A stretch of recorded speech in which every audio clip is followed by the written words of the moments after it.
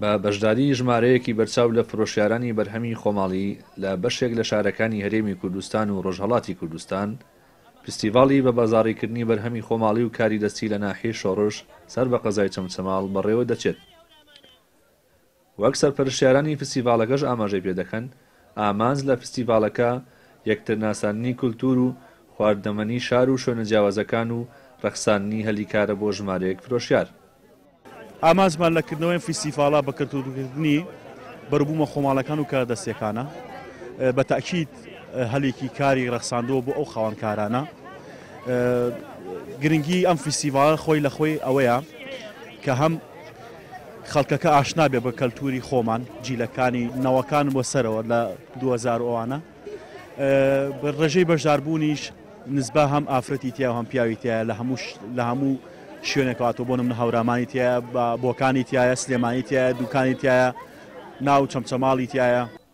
فرۆشتیارانی بەشداربوو خۆشحاڵن بۆ پێشوازیە گەرمەی هاوڵاتیان هەم لە ڕوویکڕینی بەرهەمەکانیان هەم میوانداری و خانەخوێی ناوچەکە کە بەشێک لە بەشداربوانی فستیڤاڵەکە لە شارەکانی ڕۆژهەڵاتی کوردستانەوە هاتبوون.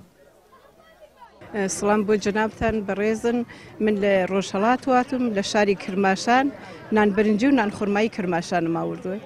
شیرنی کرماشانە بە تایبەتە لەسەر تاسەری جەهانە مەعروفە نانبرنجی کرماشان بە ئاردی برنج کراوەسەوە. من لە هەموو پێشانگاکانی هەموو شارەکانی کوردستان ئەقلیما شرکەتم کردووە و بۆ هەمویان، بەڵام ئەوەڵ جارمە بۆ چەمچەماڵ تێ مەمنونم لە مردمی چەمچەماڵ. دوێشەو فرە بەڕێز بوون، فرە مردمێکی باش و چاکن، یعنی دەرهێمە بە شوێنی هۆتلا ئەگەر یان وتیان هۆتڵ نیە ئەشێ بێن بۆ ماڵی ئێمە.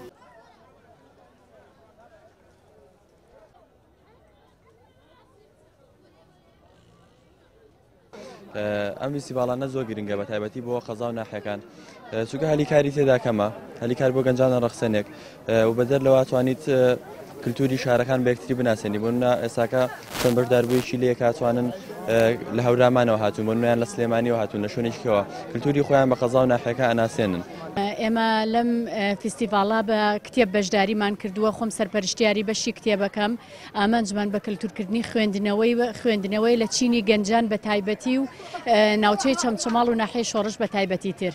لە فستیڤاڵی بەبەزاڕیکردنی بەرهەمی خۆماڵی و کاری دەستی لە ناحیەی شۆڕش، بەرهەمی خۆماڵی و کاری دەستی و کتێب و خواردن و کەلوپەلی کوردەواری پێشکەش بە میوانان و کڕیاران دەکرێت و 5 ڕۆژیش بەردەوام دەبێت. ڕەبێن محەممەد، کەناڵی ئاسمانی پەیام، ناحیەی شۆڕش، سەر بە قەزای چەمچەماڵ.